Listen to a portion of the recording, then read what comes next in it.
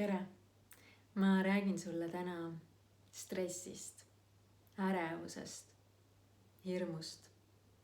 See on sel aastal kuidagi eriti üleval, sellepärast et kui võrrelda aastataguse ajaga, siis keskkond või selline ärevuse foon oli hoopis teine kui praegu.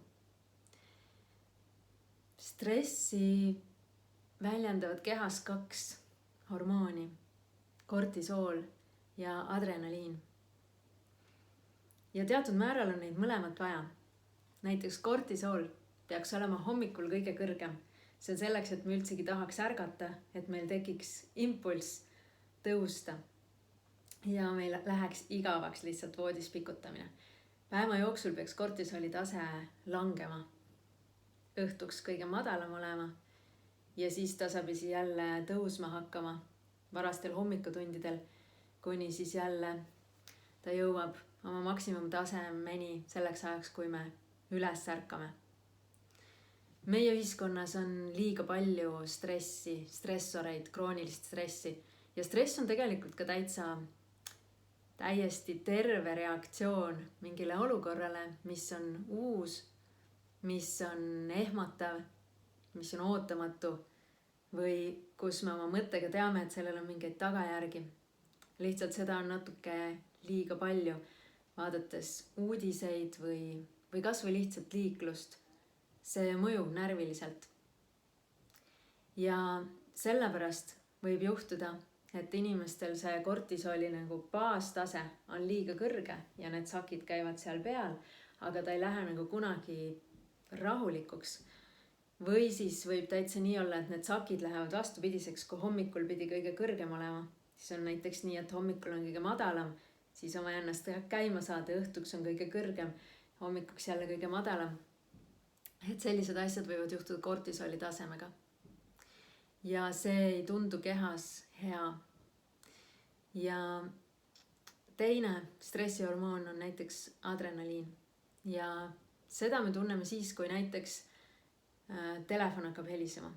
Nagu tüüt ja siis meil või kui hommikul äratuskell hakkab helisema või mis iganes signaal see on, siis samamoodi tõmbab korraks pulsi üles, vererõhu üles, südame kiiremaks, hingamise kiiremaks ja sellepärast ei soovitata äratuskella edasi lükata, et see on südamele väga suur koormus, kui iga päev mitu korda sellist.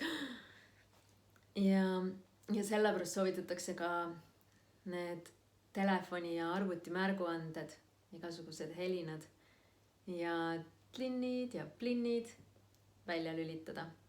Sellepärast, et kuigi nad ei väljenda ju mingit ohtu iseenesest, siis meie ürgne süsteem, mis on disainitud ju väga-väga kaua aega tagasi,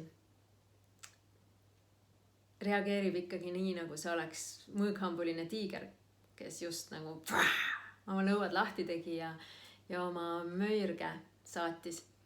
Ja sellepärast mõjub ka iga väike plinn meile täpselt samamoodi. Küll muidugi kergemalt ja korraks ja me kohe teame, et see ei olegi midagi. Kuigi mõnikord see on ka, loed seda sõnumit, vaatad, ei ole. Ja meie stressireaktsioon on selline nagu miljoneid aastaid tagasi. Lihtsalt võitle või põgene seisund meie kehas.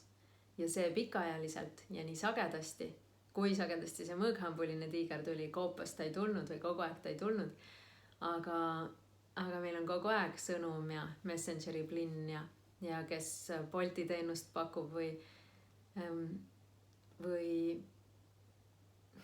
mis need teised on, Bolti toitu pakub näiteks või niimoodi, tuleb ka teatud plinniga see teade, et keegi tellis midagi. Et sellised asjad on meile näiteks häirivad.